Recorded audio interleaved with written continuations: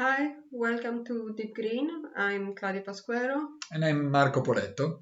The project has been developed by Ecology Studio together with its academic partner, the Synthetic Landscape Lab at Innsbruck University and the Urban Morphogenesis Lab at the Bartlett at UCL. In collaboration with UNDP, United Nations Development Programme, as well as partner city Guatemala City, Mogadishu, and Rianye. DeepGreen is a new green planning interface testing the potential application of artificial intelligence and big data to design.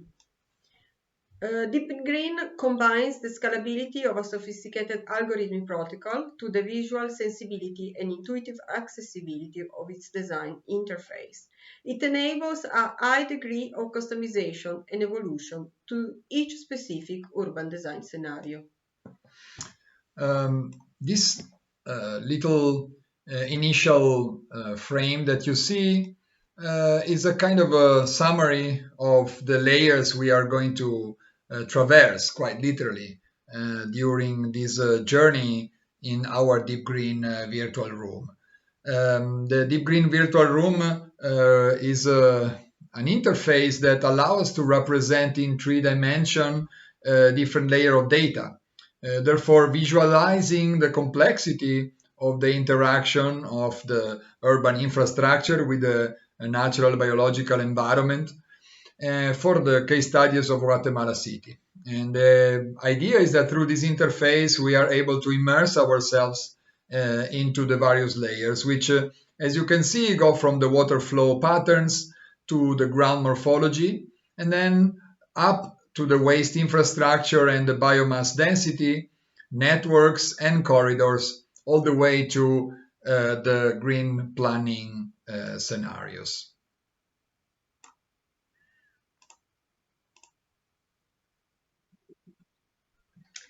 Cities are the biggest CO2 emitter globally, and therefore it is necessary to address there is a design of their infrastructure apparatus towards carbon neutrality, material and energetic circularity. And this is what this virtual environment is addressing at the moment. So today what we want to do is to walk through this virtual room together to give you a demonstration of what it would be like. And then of course we will invite you to click on the link and visit the virtual room on your own or in groups and experience it in 3 dimension for yourself. So we will investigate waste management, water conservation, recycling, renewable energy production, and carbon trading. Water is one of the most important resources in cities, and now here we are in the underground layer below the water flow pattern of Guatemala City. If you see the ceiling of this environment, it is actually generated computationally through data that we have loaded from the digital elevation model of NASA. The algorithm that we used to create this room simulates water flow lines on the existing topography of the city, highlighting areas of accumulation. The water flow accumulation points are computed and points with highest collection or yield are selected.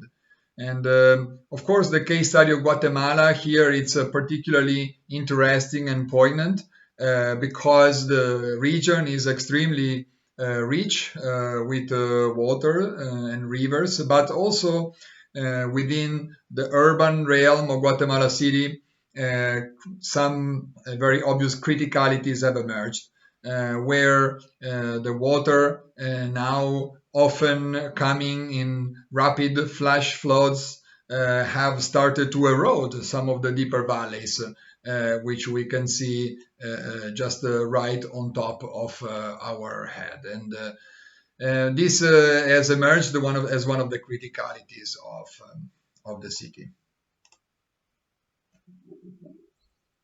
If we move then to the next layer, we can see the correlation between geology and water. So how the geological layer of Guatemala City has been influenced by the water flow pattern, and how in the interface we are able to correlate water flow and geological strata. Yeah, one of the key aspects of this interface really is the aspects of correlation.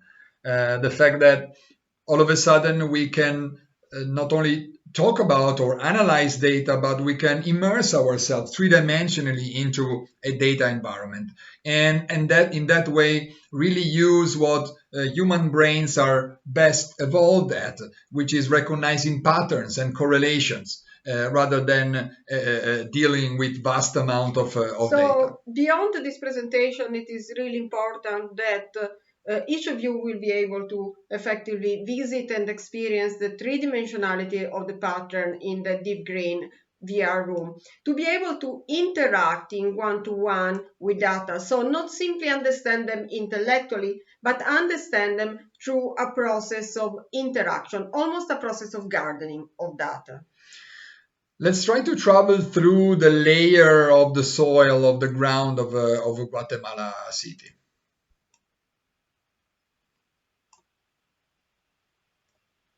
Now we're going to cross the water table, and all of a sudden we find ourselves in between, if you want, the urban crust and the underground layer. This is a particular area of the city when the morphology, as you can see, has an extremely steep variation or differentiation, and this sudden drop has caused several issues in recent years. And this is because the soil of Guatemala City is particularly erosionable, is made of volcanic ashes, essentially. And so water, when it goes through, it's able to cause quite a lot of damage. And now we have all of a sudden emerged on the surface of Guatemala City, and we can begin to analyze the morphology of the city itself, which again it's been developed algorithmically, and it's been let's say captured through this digital elevation model. One of the aspects that are particularly interesting is to use and to create this overlapping between satellite data, satellite monitoring data, and the topographic conditions. So as you can see right now, we have dived into one of the deepest valleys or gorges, and by looking at the satellite analysis, we can actually discover areas in which the original vegetation and biotic layer of the valley has been effectively destroyed by the effects of unchecked urbanization. And this is where the criticalities we were mentioning before, especially concerning the instability of the soil, are emerging. And this is effectively where our attention should be directed when we make this kind of analysis. So here, as you can see, we are effectively looking at the area where we are. This is the satellite image of the city. The white pin is exactly where we are in this position, and the images are showing what this valley should be or used to look like, and what they are now in certain locations, and in the one we just illustrated to you.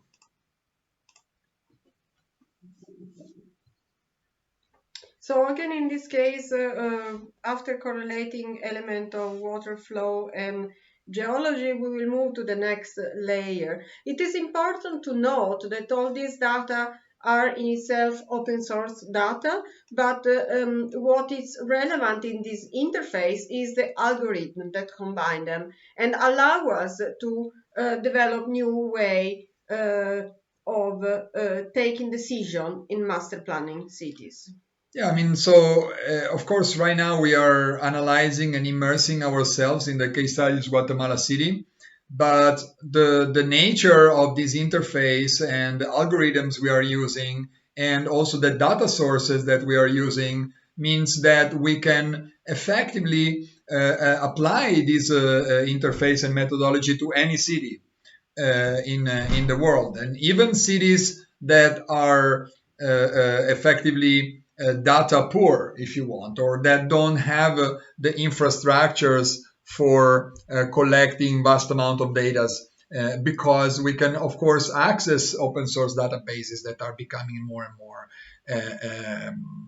relevant, let's say, to every part of the world. So proceeding through the surface, the next layer that we will observe is the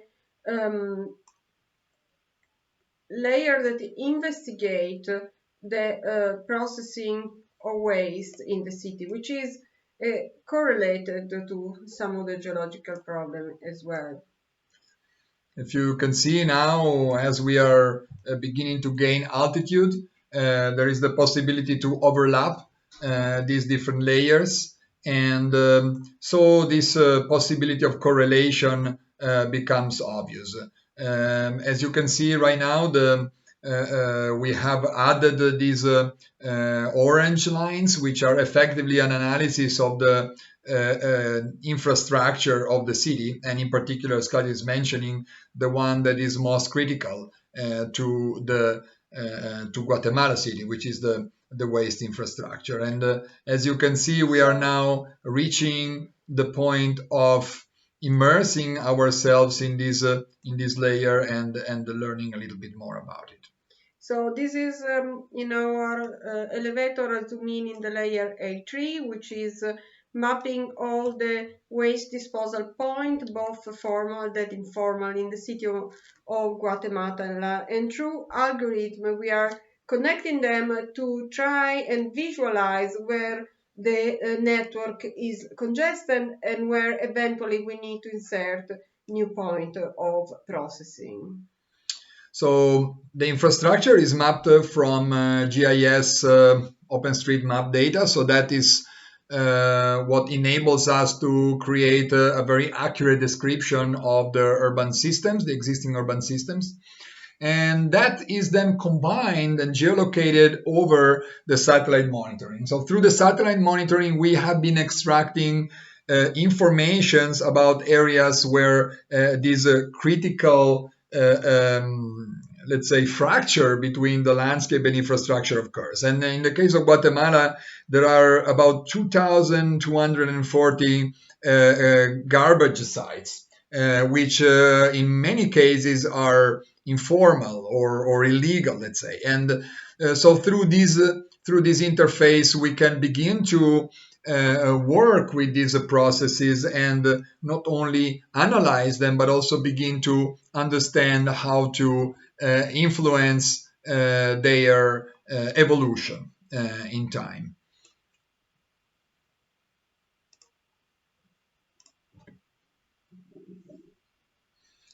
So up until now, we have seen, let's say, the key layers that represents the kind of existing condition of Guatemala, trying to connect and correlate elements of water table, elements of ground, soil, and of course elements of urbanization and infrastructure. Now, from now on, we will move towards investigating a design solution, and first we will look at the biomass layer. So the presence of biotic element and photosynthetic element in the city, how this one can be strengthened and inform a future view of Guatemala. So in other words, if we again look down at the interaction between the infrastructure and the landscape, we can quite easily realize that some of the biggest areas, biggest concentration of flow waste, which here are visible through these white dots and the thick orange line, effectively terminate in these areas that connect directly to the valleys and to the kind of deepest cracks in the landscape. Areas that used to be somehow the core or the nucleus of the biodiversity of the city. So the idea is to try to rebalance this fractured relationship. What we can do or what we want to do is to essentially understand the existing vegetation and the existing living and biotic layer of the city as a network, as something that can begin to operate as a new infrastructure. So in that way, really becoming itself part of a new layer of the city that somehow develops a new kind of interface and enables a new relationship to be established between the biotic and abiotic system of the city. So now we are kind of gaining more altitude, and so you can begin to see this new layer appearing. So on the below layer we have the biomass density. On the above us we have the network that connect the different nucleus of biomass, and depending from the color of the network we can and the presence of the network we can visualize the density of photosynthetic elements. So the greener the line, the more photosynthesis and biomass is present, the lighter the line, the more it's important to strengthen the network itself. So if you see the circles below us, they are essentially a direct density map of the vegetation. And again, they are the product of an analysis of the satellite data, and they are overlapping on the urban area.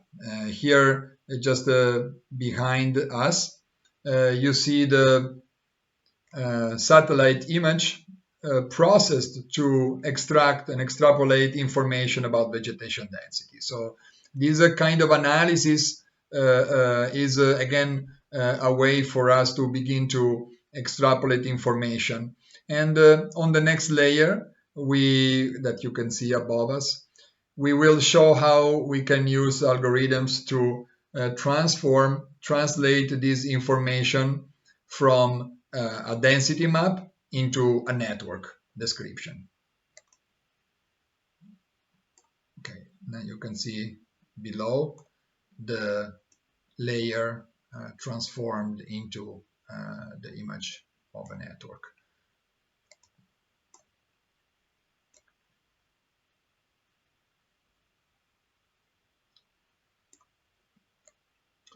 So multiple layers of biomass density are selected, clustered and geolocated. Clusters are created with a defined threshold of the minimum and maximum Euclidean distance of these geolocated points, and links are connecting them by their relative proximity.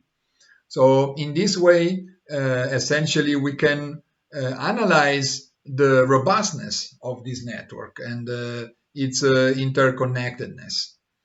So, for example, if we look down, you can clearly see the areas where the network is greener and is denser. And these are the existing, let's say, vegetated areas where the city and the biodiversity are still working together. But if we start looking more carefully, we see that some links that in this case appears like white, these are the ones that effectively have been stretched too much, or where the distance between two pockets of biodiversity is very big. And so by following these maps, we can identify with quite precision areas where interventions should be focused on, or where we could begin to approach the problem to find a solution that is, as we said, robust and resilient. And so that's what we have done in the last layer, where we have identified nodes that effectively could be understood as the first one. And then we have simulated how the interconnection of this node would create the possibility for new paths. New paths that in this sense means corridors of biomass, corridors of diversity, basically reconnecting the urban infrastructure with its substratum. This is algorithmically proposing a regreening or a rewilding of Guatemala City according to the data that we have mapped in the layer below. In this case, then we will use this latest map, which propose a network of regreening as input for the design, as input for our machine learning algorithm that will enable us to redesign the satellite view of Guatemala City at multiple scale and start to envision which kind of effect this regreening will have on the topography.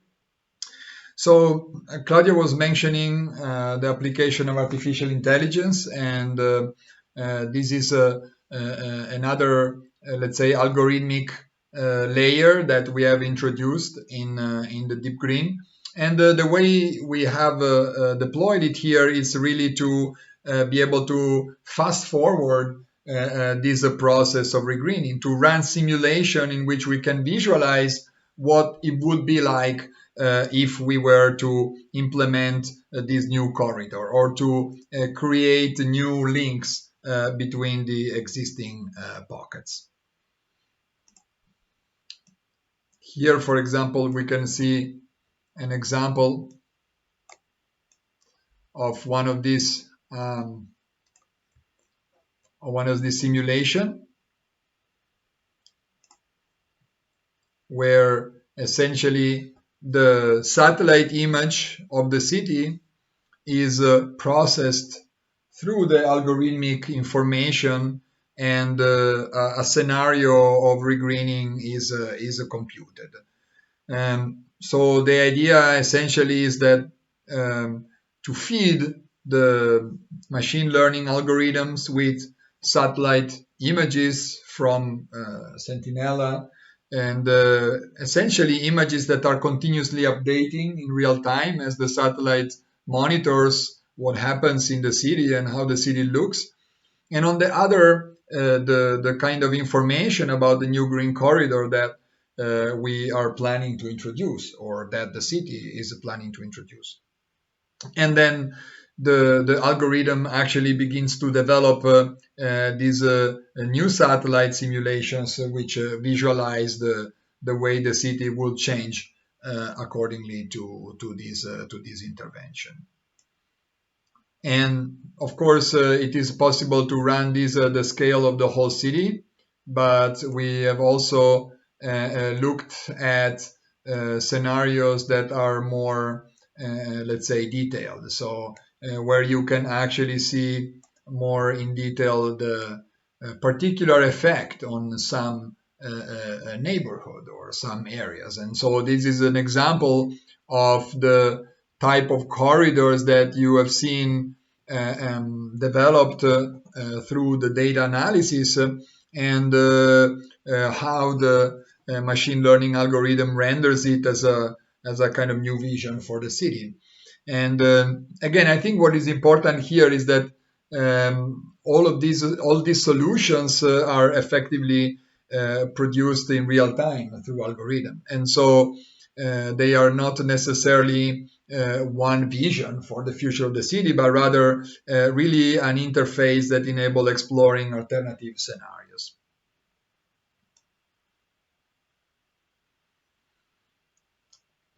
This is visible both at the scale of the city in the VR room, that in this zoom in micro room that look at each layer in more detail and discuss the specific algorithm that has been used to process data of water, waste, and vegetation density. We will now move to the last room, which show two example projects that have been developing applying this the DeepGreen interface.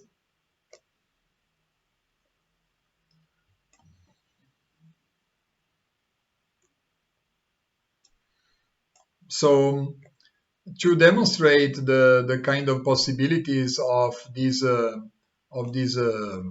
method and the application of this method, we have let's say created and sort of presented here two case studies, let's say, of possible projects, or maybe even we can say policies that may emerge from the application of this approach and of this interface. And now we're kind of running the videos, which again you can explore directly when you will be visiting the room.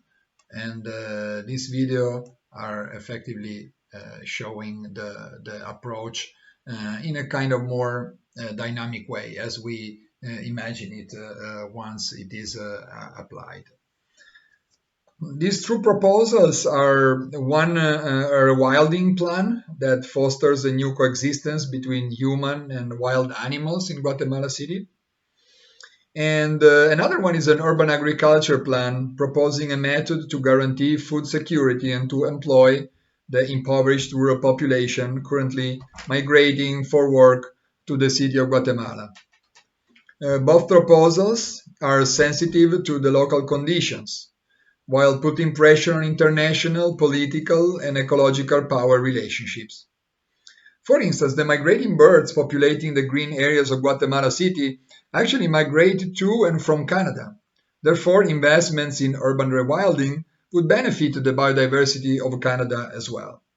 Migrant workers that cross the city of Guatemala on their way to the US-Mexico border for agricultural work, they could increase pressure on a collective need for expanding food production. Urban agricultural plans in Guatemala City would retain rural workers, thus alleviating the pressure on both Mexico and the US. So such socio-economical synergies have the potential to channel significant international funds to local projects in Guatemala City, improving the life of citizens both locally and internationally.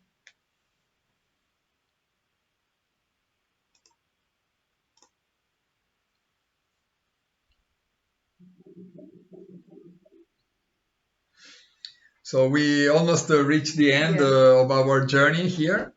And I think the idea that we wanted to introduce with this walkthrough is really the one of a new kind of planning, planning that becomes collective and open. And so, in this case, what we have seen, what you have seen here, and what you will see when you visit the virtual room, it's essentially the idea of a planning interface that enables a completely new kind of interaction with the world of data or big data, which now surrounds us. We all know that cities are facing increasingly complex challenges, and also they are themselves increasingly complex organisms, which are effectively almost impossible to manage and plan with traditional means. So this type of innovation really uses technology to try to enable decision makers at all levels to effectively make more informed decisions. And when we talk about decision makers, of course, we don't mean only planners. We are thinking of a larger set of stakeholders. Yeah, the idea here is to have multiple stakeholders interacting with directly with data, both in terms of reading their value, but also directly interacting with the pattern generated by the data itself. We had a first event in the DeepGreen room last Friday, a private view, and we will complete our presentation today by presenting some of the moment from the workshop we all have been holding last week. Yeah, so now you will see a few highlights of that really lovely events, which again is sort of supposed to give you an idea of how this all interface would work when city planners, journalists, citizens, community groups would come together and immerse themselves into this augmented vision of their city to eventually collectively discuss how to take a better decision. And as I was mentioning, also perhaps to channel interests and funds that go from the local to the international and global. And after that, we will be live, of course, for Q&A. So if you have any question, it would be a pleasure to answer to them. So for now, I hope you enjoyed the virtual walkthrough. And again, I encourage you to try it for yourself and immerse yourself in it, following perhaps similar paths that we do along the two lifts of the virtual room itself. The two informational lifts. We will see you later for question and answer. Bye. Okay, where are they? There.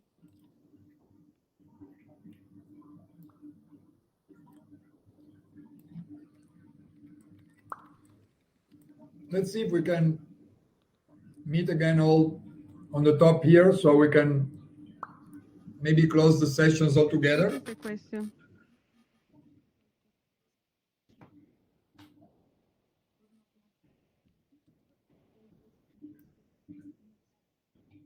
Yeah, many of these we have a collaboration. Who asked this question? Sorry. Daniela. Here. Hi, yes. Daniela. Hello.